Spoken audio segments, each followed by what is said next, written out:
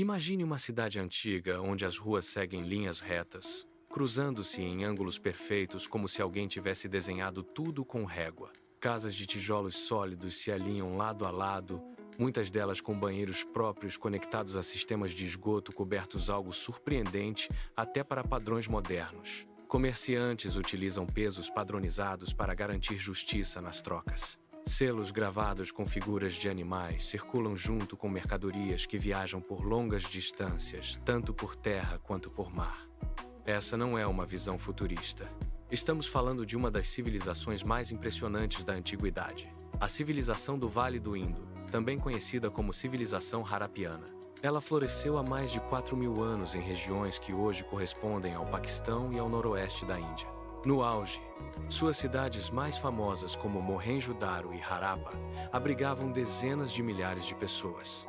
Eram centros urbanos sofisticados, com infraestrutura planejada, sistemas hidráulicos avançados e uma organização social que ainda hoje intriga os pesquisadores. E então, lentamente, algo mudou. Por volta de 1900 A.C., essas grandes cidades começaram a perder sua vitalidade. Não foi uma queda repentina. Não houve uma única explosão de destruição. Em vez disso, foi um processo gradual, quase silencioso. As ruas esvaziaram. Os edifícios deixaram de ser mantidos. E aos poucos, o coração urbano dessa civilização desapareceu. Mas por quê? Para responder a isso, precisamos voltar ao início, antes das grandes cidades, antes da urbanização, quando tudo ainda era apenas o começo. Muito antes de Mohenjo-Daro existir, comunidades humanas já estavam se estabelecendo na região. Um dos exemplos mais antigos é Mehrgarh, onde, milhares de anos antes das grandes cidades, pessoas já cultivavam cereais, criavam animais e moldavam tijolos de barro para construir suas casas. Essas habilidades fundamentais, agricultura, domesticação, construção, foram a base de tudo o que viria depois. Com o passar dos séculos, essas pequenas comunidades começaram a crescer. O conhecimento se acumulava, técnicas eram refinadas e, eventualmente, surgiram centros urbanos impressionantes. Entre aproximadamente 2600 e 1900 A.C., a civilização do Vale do Indo atingiu seu auge. Esse período é conhecido como fase Harappa madura. As cidades eram organizadas com uma lógica impressionante. Ruas largas cortavam a cidade em linhas retas. Pequenas ruas transversais conectavam os bairros. Casas eram construídas com tijolos padronizados, seguindo uma proporção consistente de 1, 2, 4. Isso não era coincidência. Era planejamento consciente.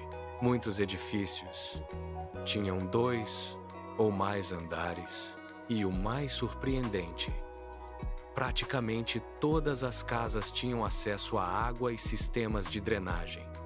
Os resíduos eram conduzidos por canais cobertos até redes maiores. Isso demonstra um nível de preocupação com higiene e organização urbana raramente visto em civilizações da mesma época. Em Mohenjo-Daro, por exemplo, acredita-se que cerca de 40.000 pessoas viviam na cidade. Harappa tinha números semelhantes. No total, toda a civilização pode ter abrigado entre 1 e 5 milhões de pessoas. Outro aspecto marcante era a padronização. Pesos utilizados no comércio seguiam sistemas fixos.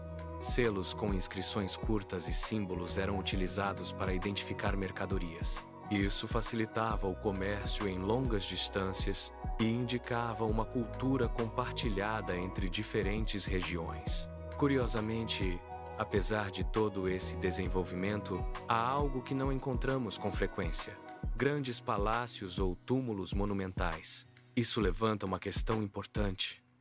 Será que essa civilização era governada de forma diferente?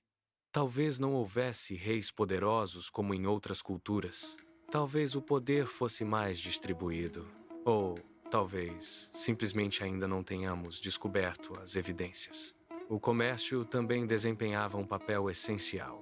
Em locais como Lowtao, foram encontrados indícios de estruturas que podem ter funcionado como portos. Mercadorias do Vale do Indo chegaram até regiões da Mesopotâmia, onde eram conhecidas por um nome misterioso, Meluha. Isso mostra que essa civilização não estava isolada. Ela fazia parte de uma rede comercial muito mais ampla. Mas a vida não acontecia apenas nas grandes cidades. Ao redor delas existiam vilarejos e áreas rurais que sustentavam a população urbana. Agricultores cultivavam trigo e cevada. Pastores cuidavam de animais. Artesãos produziam objetos de cobre, contas de pedra e ornamentos. Era um sistema interligado. Cada parte dependia da outra. Agora, imagine caminhar por uma dessas cidades. Você entra por uma rua movimentada.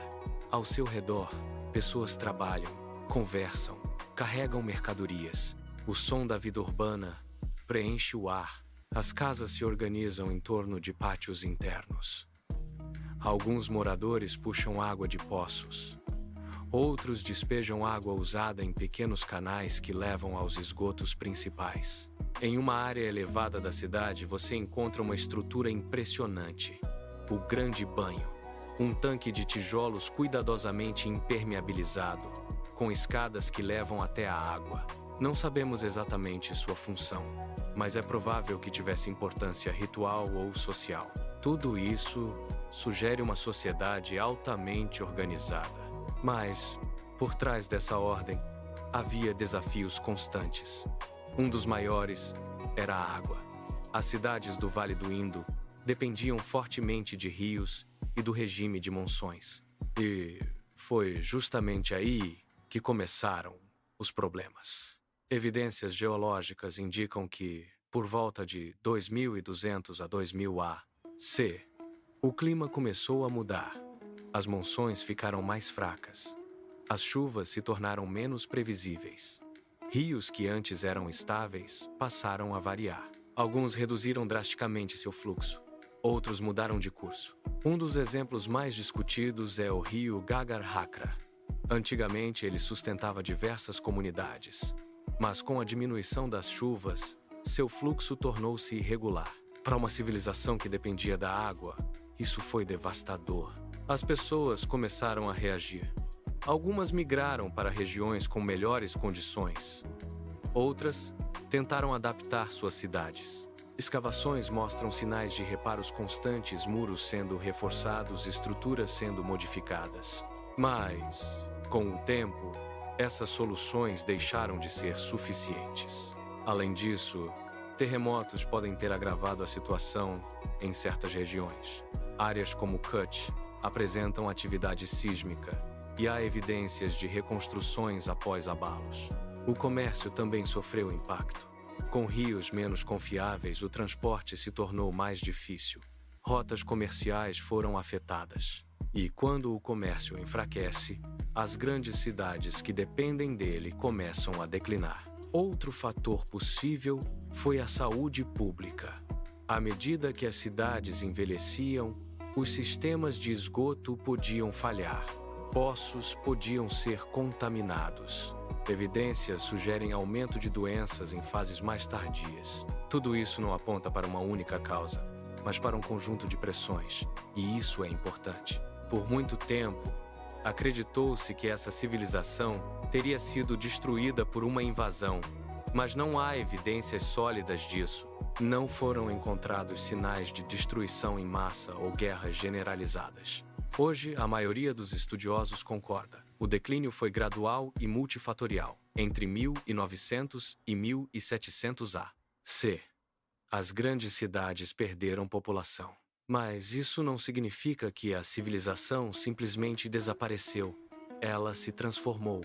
Muitas pessoas migraram para o leste em direção a regiões com mais chuva. Outras passaram a viver em comunidades menores. O que antes eram grandes centros urbanos se fragmentou em redes regionais. Chamamos esse período de fase Harappa tardia. Durante esse tempo, algumas características mudaram. Os selos se tornaram mais raros. A padronização diminuiu, mas muitos elementos continuaram existindo. A produção artesanal seguiu. A agricultura permaneceu. Certos padrões urbanos ainda eram utilizados. Isso indica continuidade, não colapso total. A genética também ajuda a contar essa história. Estudos mostram que as populações do Vale do Indo contribuíram significativamente para a composição genética das populações atuais do sul da Ásia. Isso reforça a ideia de que essas pessoas não desapareceram. Elas se adaptaram, migraram e se integraram. Então, o que realmente aconteceu? A resposta mais honesta é: não houve um único evento. Foi uma combinação de mudanças climáticas, transformações nos rios, pressões econômicas, desafios urbanos e adaptações humanas. As grandes cidades deixaram de existir, mas a cultura continuou. E talvez essa seja a parte mais fascinante. Porque, ao contrário de histórias dramáticas de destruição, essa é uma história de transformação. Uma civilização que não caiu de repente, mas que lentamente mudou de forma para sobreviver. Hoje, o que resta são ruínas, tijolos que ainda seguem proporções exatas, sistemas de drenagem que ainda impressionam, vestígios de uma organização que estava muito à frente de seu tempo. E, acima de tudo, perguntas. Quem eram exatamente essas pessoas? Como era a sua linguagem? Como se organizavam politicamente? Enquanto não conseguimos decifrar sua escrita, muitas dessas respostas permanecem fora de alcance. Mas mesmo assim, a civilização do Vale do Indo continua sendo uma das maiores conquistas da humanidade antiga. Ela nos lembra de algo essencial. Grandes sociedades não desaparecem simplesmente. Elas mudam, se adaptam e continuam de formas diferentes através das gerações. E, talvez, ao observar essa história, possamos entender melhor o nosso próprio mundo, porque mudanças climáticas, desafios urbanos e adaptações sociais não são apenas coisas do passado, são parte do presente. E, possivelmente, do futuro também.